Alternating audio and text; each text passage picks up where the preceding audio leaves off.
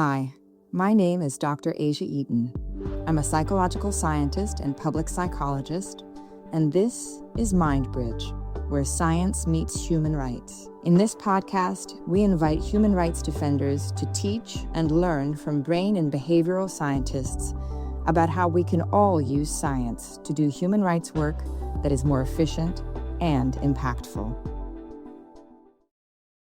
Welcome. It is March 18th, 2026, and today I have the pleasure of being with a human rights defender and a psychological scientist to talk about diversifying STEM. In particular, increasing the representation of women and girls in STEM. STEM being science, technology, engineering, and mathematics. With me today, I have Anoushka Rai, who is a student at Independence High School and External Affairs Board Director for Girls in STEM, where she works on media outreach, collaborations and partnerships, and amplifying student voices through community impact events such as annual Summer Expo. She is actively involved in speech and debate with a focus on argumentation and public speaking. Academically, Anoushka is interested in ethical and political dimensions of science and hopes to study political science or philosophy. She hopes to make STEM spaces more inclusive and accessible for women in the future, and she is a member of Girls in STEM. Welcome, Anoushka. So hi, it's so nice to finally talk to you and have this discussion. As our scientist, we have Dr. Evava or Ava Pietri, who is an associate professor at the University of Colorado, Boulder. She received her PhD in psychology from Ohio State University. After receiving her PhD, she completed a postdoctoral position at Yale University, during which she worked in the psychology department and the Center for Scientific Teaching. Broadly, her research explores techniques to address harmful biases and promote inclusive, welcoming environments, particularly in STEM. Much of her lab's current work explores ways to foster feelings of belonging and identity safety. Relatedly, in newer work, she and her colleagues have been examining how individuals can act as allies, trying to understand when and why specific ally messages may backfire or appear untrustworthy. Welcome. Thank you so much. Excited to be here. All right, per usual, we're going to start with our human rights defender and ask you how you got involved in work on supporting girls in STEM. I think a lot of how I got involved was because I kept noticing the same pattern over and over. So, oftentimes a high school student, you'll try participating in STEM competitions, exploring different STEM fields. And I just kept noticing that so many girls didn't know the opportunities that they could have access to, or simply weren't given the education about those opportunities to even be able to participate. And I've seen incredibly capable students in high school rule themselves out early because either they just don't think they can compete or they don't think that they have the education to do that. For me, I want that to be eradicated, and I definitely want that pattern to decrease. So I think that seeing that in high school is kind of what got me involved. And Ava, tell us a little bit about what you study in plain language and how you got involved in it. Yeah, so on a very, very general level, my work focuses on ways that we can create inclusive and welcoming spaces, looking at many contexts, including universities, classrooms, and companies. And a lot of my work has focused on promoting these welcoming spaces in STEM specifically because we know that there are a lot of groups that have been historically excluded from these spaces, including women, racially marginalized individuals, racially marginalized women in particular. And in particular, these spaces have been built primarily for white, cisgender, heterosexual men. And so the goal of my research really isn't to try to change anything about women, about racially marginalized students, so they fit better in these spaces, but rather to think about how we can change these spaces to be more inclusive and how we can address harmful biases and mistreatment. And I know, Asia, you mentioned that my work focuses on identity safety. And just to give a broad definition of that, that's just basically creating spaces where we know that your identities, the groups you belong to, are welcome. And really, the goal of this work isn't to mitigate all threat or awareness of bias and mistreatment, because we live in a society. And we know, unfortunately, within society, there is a lot of bias against groups in STEM.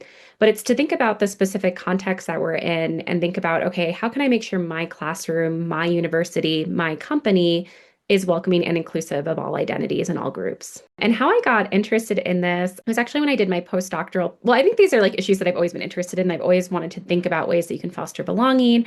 I've always cared about these issues as I'm half Puerto Rican, so I'm a woman. I've been in situations where I haven't felt included in graduate school. I've been in situations where I haven't seen people that look like me or have my lived experiences. And so, personally, I really cared about these issues. And then when I did my postdoctoral position, I was working in both the psychology department and what was their Center for Scientific Teaching. And so, as part of that work, and part of my postdoctoral position, we were working to create interventions that would promote belonging as well as address gender bias. So that's what kind of got me on the trajectory and continued me studying these issues. It sounds like to you, justice in STEM is having spaces and structures in STEM that are safe, welcoming, and inclusive. Yes, I agree. That's what justice in STEM looks like to me, And or at least Anoushka, within the context of my research. yeah. Anoushka, tell us a little bit about what justice in STEM looks like to you. For me, and I guess also for the rest of the board of Girls in STEM, justice in STEM looks like access before anything else. So that means access to information, to mentors, to programs, and especially to encouragement.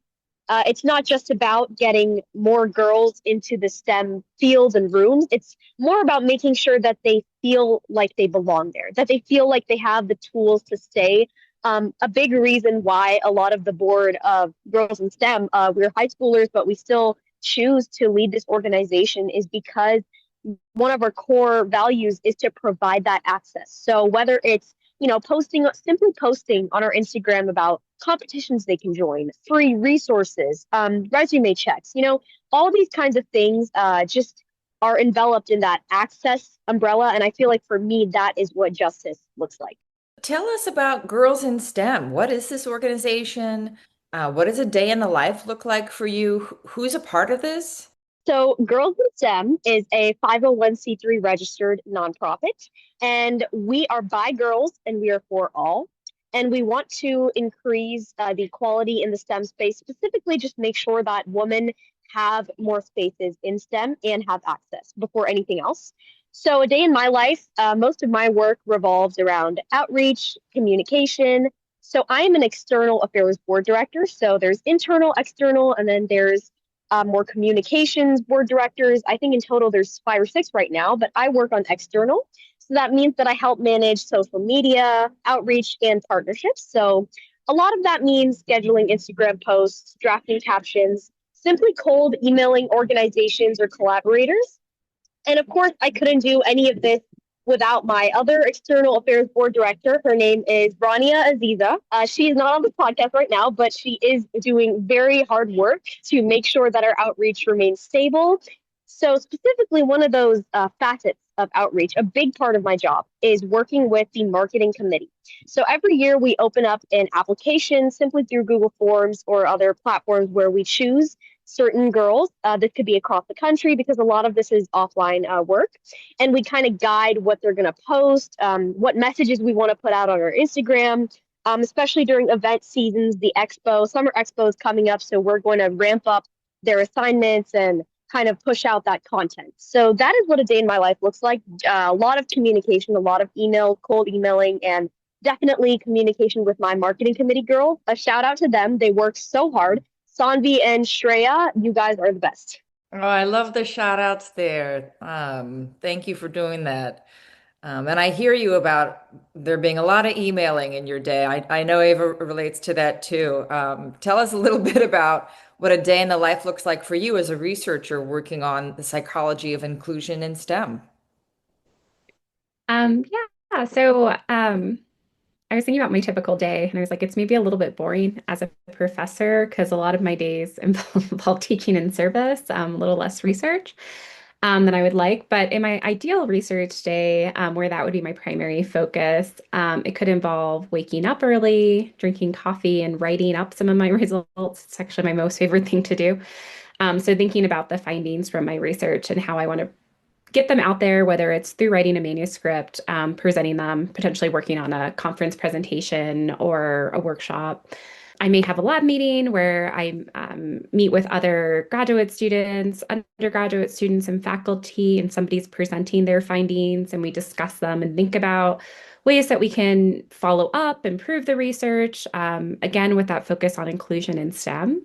It can also involve meeting with my graduate students. And I feel like now I'm like, oh, I love the idea of a shout out. So shout out to my fantastic PhD students, Chiba Akawa and Nadia Floyd, who are both working on these issues. So both thinking about ways that different contexts can promote inclusion, thinking about this particularly for multiply marginalized women and for Black women. That's their research focus.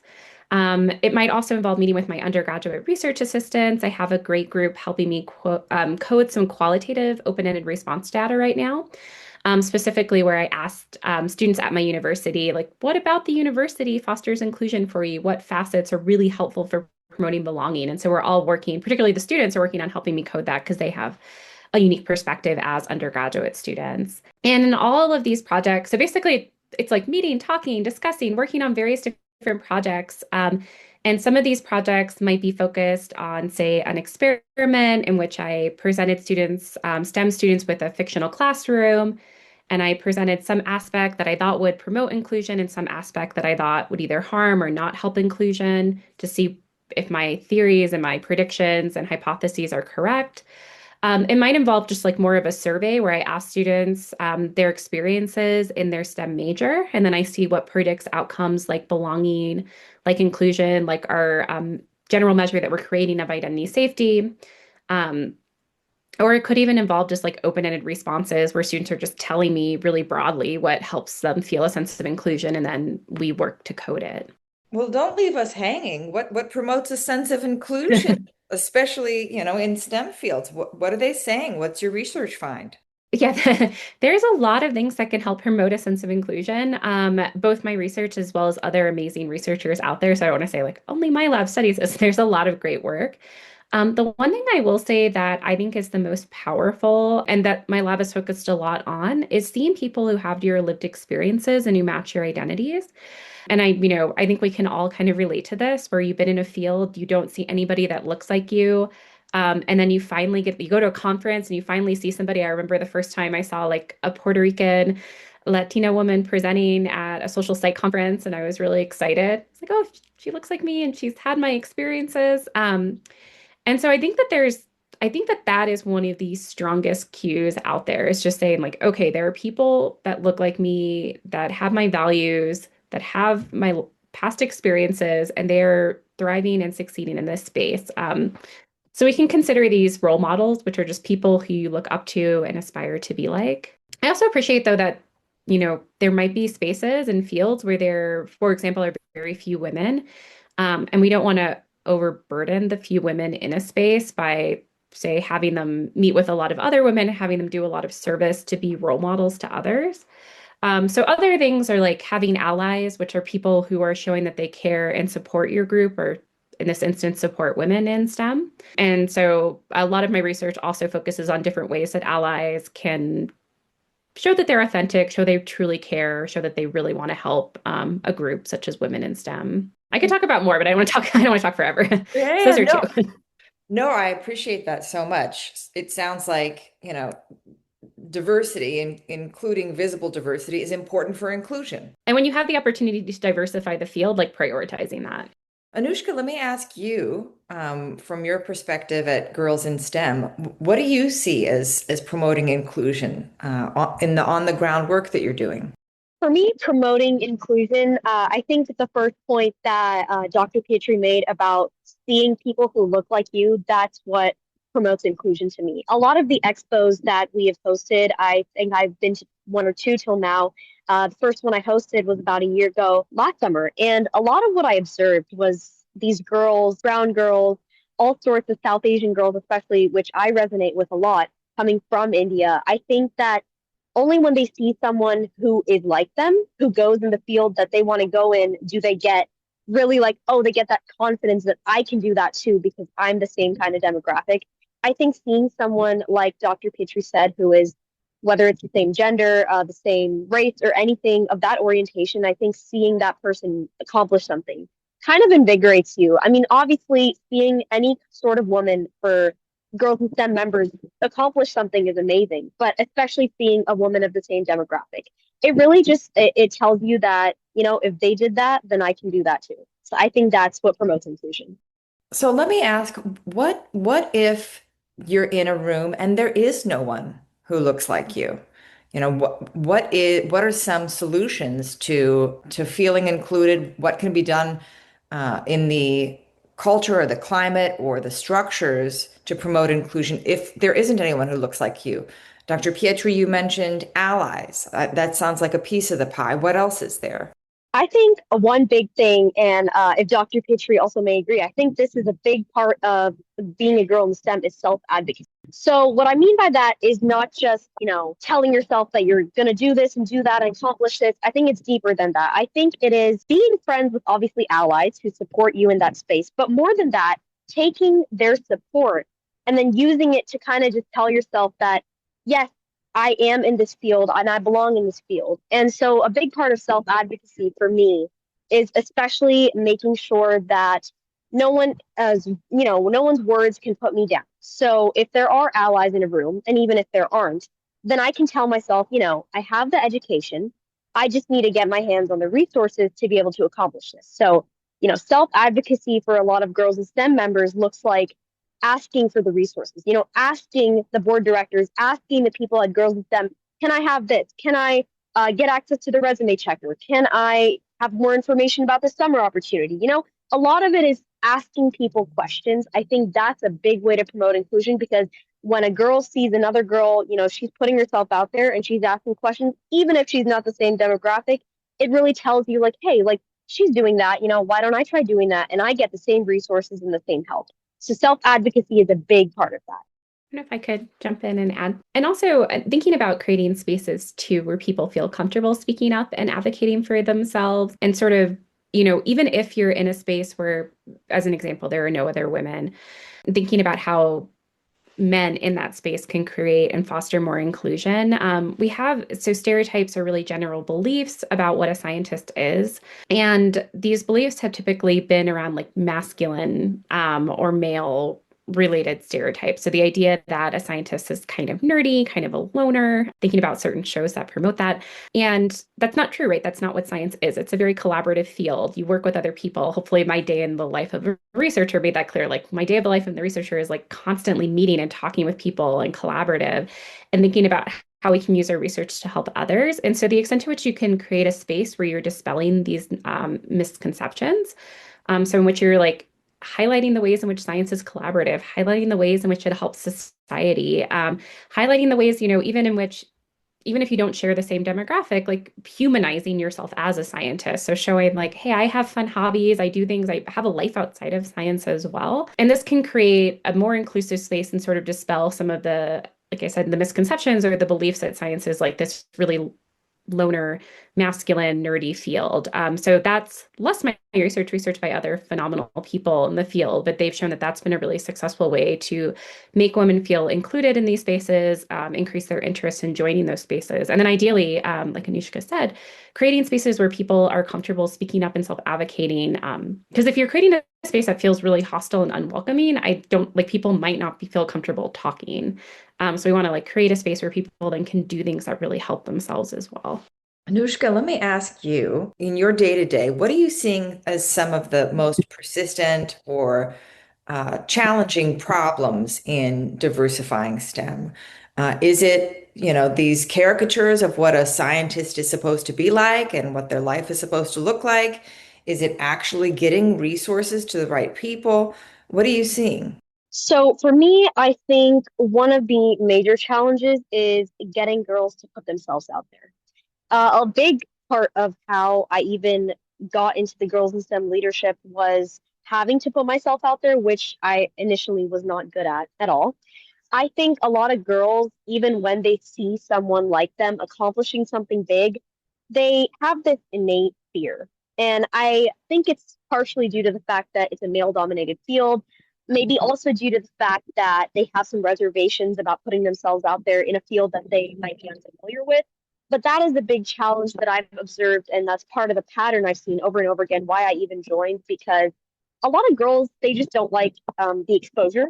And I think that's something that my organization wants to show them, that put yourself out there, like that is a challenge and it's always going to be a challenge. You're always going to feel a little bit of that innate fear that I don't want to put myself out there and ask for the resources or ask for the questions. But I feel like that's one of the big ways that they can carve their own path and self advocate, is to put themselves out there. So that's one of the challenges I see. And that's something that I hope I can combat with our work.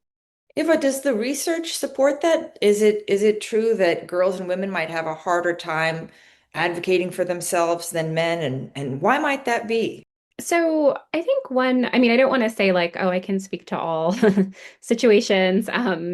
Certainly, I imagine it's like a complex process, and there's a lot of different reasons why people might not feel comfortable advocating or speaking out, or just saying like, hey, I want to put myself out there, I want to speak up. But one possible explanation is that when you enter spaces where you know that your group has been historically excluded and marginalized and mistreated, so for example, women in STEM, and if you enter that space and there's also like cues or different signals that suggest you're also not welcome. So if I, for example, decide to join a robotics club or go to mathletes, and one, I know women have historically not joined those clubs. And then I walk in those spaces and I don't see any women.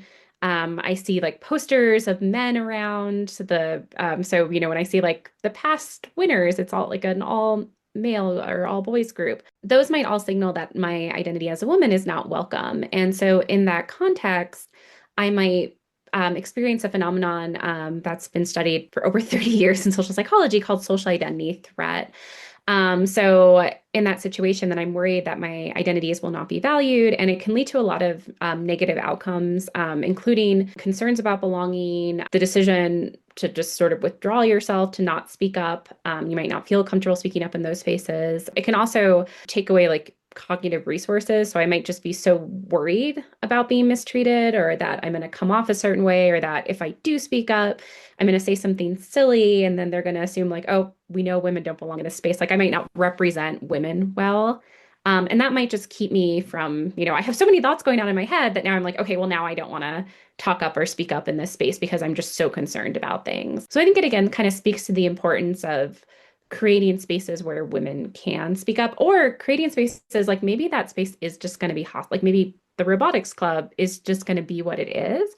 But if I can, I'm thinking of Anoushka's really fantastic work. If I can go on Instagram and see examples, even if they're not in my school or my space, then I'm like, okay, maybe this space isn't super welcoming, but I've seen examples. I know women can succeed and be awesome. And now I feel confident. Like, even though I have threat in this space, I've gotten what like I call identity safety from seeing this Instagram post. And therefore I have more confidence in my ability to talk and not say something silly that's gonna get negative reactions.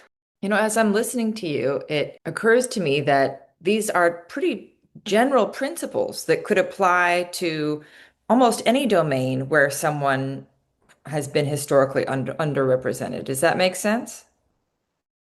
Yes, these phenomenons have been studied across a lot of different people and across a lot of different contexts. So they've been looked at with women in STEM, but you can also think about racially marginalized students in the university. Some of my lab's work has also been looking at students who are first generation or whose parents didn't go to college at our university, which is kind of a wealthy university, and looking at these concerns as well. So and it doesn't have to be just in classrooms or colleges or universities. It can be in companies. Yeah. So just across a lot of different spaces, if your group has been historically mistreated and excluded, you can experience these. Anoushka, tell me a little bit about the questions you want answered from brain and behavioral science.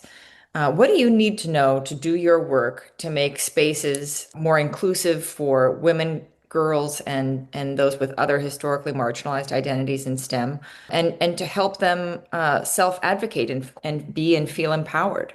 Yeah, of course. So I think one of the main questions I want answered is, what types of messaging can build confidence instead of pressure? And I think there's a very fine line between building confidence versus building pressure, because a lot of those posts that I put out on Instagram, LinkedIn, all of the platforms that we use for outreach, which is basically my job and Rodney's job, I think a big part of the viewership is oh, okay, look, a girl's doing this. I should join that competition or this opportunity or build my resume this way or that way.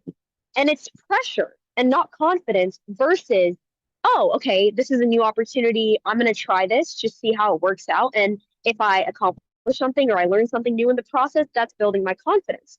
So I want to know what kind of messaging could build confidence instead of pressure. I don't want to put out a bunch of information and resources about this STEM competition or this, math Olympiad, and then have these girls just pressured. Like, I need to do this and do this to kind of prove that I have a space in STEM. No, that is not the messaging I want. I want that question answered. And more importantly, I want the question answered of, what actually motivates girls to stick with STEM. A lot of them may pursue it, but halfway through, they drop the major, they switch, they drop out of the program, quit the school. I want to know what kind of motivates them to stick with that. I mean, for the answer to the first question, I keep thinking about having a growth versus a fixed mindset and talking about an experience as not an opportunity to prove yourself or your intelligence, but an opportunity to learn and grow your intelligence. But I'll let Dr. Pietri answer some of these questions. Yeah, I mean, I completely agree. Yeah, in terms of messaging and framing, that would be the one that definitely comes to mind of the just focusing on ways in which people can and do improve. And this, this is an exciting opportunity to see how you can become better in certain field, but knowing that some people, don't start off great and then get better. Really, really interesting questions. And I don't feel like I have like the perfect answer. And more I'm like, oh, it's sparking research questions for me. But I think like a general, like I'm kind of pulling from my my grad school background in persuasion and thinking about messaging that way. And so sometimes when we get messages that are specific to our identity, actually my colleague Dr. Veronica Derrick studies this at CU Boulder, and she's my collaborator as well. So more shout outs. She finds that when you have a message that's like specific to your identity, so like if it's like women need to be in STEM because we don't have enough women, can be threatening and can actually act as a social identity threat. So it can feel like, oh my gosh, I have so much pressure on me. You're telling me that women need to be in STEM and like I'm a woman and that's like, why are you aiming this specifically at me? Other people need to be in STEM too. However, we also have, so Veronica and I both have data and we're like in the process of having to go through peer review and getting published, showing that if it comes from an in-group member, that can really help mitigate the threat. And that kind of takes the message that might feel threatening and like what we call like targeting. So it might feel like, okay, why are you just telling me that I need to do this because of my identities? But if it comes from an in-group member, then it feels better and it can actually be really inspiring. So it's like somebody that has had your lived experiences is telling you like, this is a great opportunity and we need more women represented. Well, if I see another woman telling me that, if I know that woman's been successful and that she's done it and she's like been amazing in doing these different opportunities, then that person, one, becomes a role model and somebody that I can aspire to be like. And two, the messaging, the threat just kind of goes away. So it's like, okay, I see the importance and why we need to do this. Sort of somewhat related in my own research as well and work that I publish, we find that if you teach women about gender bias in STEM, because we know it exists, I think it's important for people to know. It can also be motivating to be like, okay, we need to do something to address this. But it can also be really threatening. Like I'm basically telling you that your identity is mistreated in a field. But again, if you have a role model alongside that information, it turns that information, makes it more inspiring. So it's like, oh, this role model and I both overcome these challenges. And this is something that we can do. Like together, we can have collective action. We can work to address these issues. So that would be my first thought about the messaging, is that the source matters. And it sounds like you all have amazing sources of that information. So I imagine it's an empirical question, but I imagine it's probably inspiring and not threatening or not feeling like it's causing pressure. And then for the second one, I think it's a really good question it's like a question of recruitment and inclusion and retention. So, and this is an issue that universities think a lot about, like we can recruit certain students to our university or into our majors, but to retain them, we need to create these welcoming and inclusive spaces. And unfortunately, retention is a little more complicated because I think you can inspire people to be really excited about, say, I'm going to major in physics based on these really awesome posts that I saw on Instagram, or like, I'm going to do this one club based on these really cool posts that I saw on Instagram. But if you enter that space and people are being hostile, if they're creating an unwelcoming environment, then that's where I think the retention piece comes into play. And people might leave it just because they don't feel welcome or they feel like nobody's being friendly to them. So I think there's a lot of work showing about how you can make those spaces more inclusive, but I think it's challenging because it's going to require people in those spaces to make the changes. Well, let's talk about that. Let's talk about what the listener can do. What are some action steps for people who, want to support belonging and inclusion for everyone in STEM? What can I do if I'm a high school member of the robotics club or if I work at an engineering firm? And I'll open this up to both of you. Dr. Pietri, if you don't mind, I think one of the things that especially high schoolers can do, seeing as I'm coming from that space, is to provide those resources for women. One of my biggest values for any girl in STEM has always been that access matters. So I think even the men in this field, especially in high school, robotics, things like that, which tend to be male dominated, at least from where I am, I think the big thing is provide those resources. So do more outreach for your organization, post more about it, because only then are more women going to get to see that. A lot of the reasons why they don't join, it may be fear of the male dominated field, this innate feeling that you don't belong. But part of it is also, I just don't know enough about this. And to the woman, it seems like, oh, they just don't want to share it with me. Providing them with the resources that tell them about that organization, about that club, about their robotics program, so that they have the knowledge that, oh, is this something I want to do? And if it is, then I'm going to join and build that confidence. So access matters, and post more, do a lot of outreach. That really, it makes a wonder of difference. I mean, we've grown our following a few thousand this year, and we've also gained a lot of men and women. And I think it's very important that men partake in that as well. So outreach is important. Thinking about allyship and what people can do to show they're authentic allies, it's complicated to show to be an effective ally. But one thing that one can do is just behaviors. So showing up and showing that you care. And so I love the idea of just actually having people personally reach out to women to say you should join the robotics team. It's actually really fun. Or becoming a part of these different organizations and supporting them is another way to show hey, I'm actively working to support women and you can trust me in this space. I also think just saying it, when, if you're in a situation where there are very few women or you see somebody and she's the only woman, just explicitly saying hey, I know this is challenging and I'm here to support you. So showing that support and being there. If you see mistreatment, speaking up and confronting it, that is a very powerful way to show allyship. So when it does occur, because unfortunately we do know biases exist, mistreatment exists, even subtle, it can be very subtle. So say you're in a meeting and a woman says something and then a man just sort of repeats what she says. The man who repeats what she says may not even realize he did it, may not have negative intentions or bad intentions, but still that's a microaggression. That's an example of subtle sexism.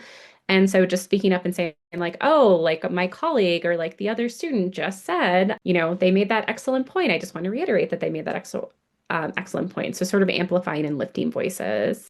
Well, I'll just ask then for a last word from each of you, what you want girls in STEM to know, or scientists working on girls in STEM, or the audience members as allies, or girls in STEM themselves. So if you don't mind, I just want to say my last few words for this. Focus on confidence building, not pressure building. That is going to be one of the big takeaways for me, and I hope for the audience listening, to make sure that you're building confidence in young women, any woman of any field, not just pressure. Don't put the pressure, and as Dr. Pietri so amazingly worded, don't kind of pinpoint them, target them your field doesn't have a lot of women, you should be the one to represent, and kind of make them feel like they have this burden rather than this amazing responsibility. Frame it differently. The way you reach out to them, the way you give them information and resources really matters. The messaging matters, and focus on building that confidence so that they can stay in that field. So don't build pressure, build confidence. And to all my girls and STEM members, I know you're going to keep doing that. So shout out to all of you guys. Continuing to focus on ways that you can create more inclusive spaces and thinking about just sort of being intentional about creating those spaces. So thinking about, say, a classroom, are there pictures of successful female scientists? If a woman walks into that space, will she feel belonging? Will she feel confident speaking up and being present there? So knowing that, unfortunately, we can't change everything at once. Like we can't change all of society. We can't suddenly make every field in STEM equal, have equal balances in terms of men and women. But thinking about how your specific spaces are spaces that you have control over, you can create inclusivity and create identity safety in those spaces. So knowing that we can't like change everything at once, but what can you do to make a difference in your specific situation, in your space, in your classroom, in your company, in your working group?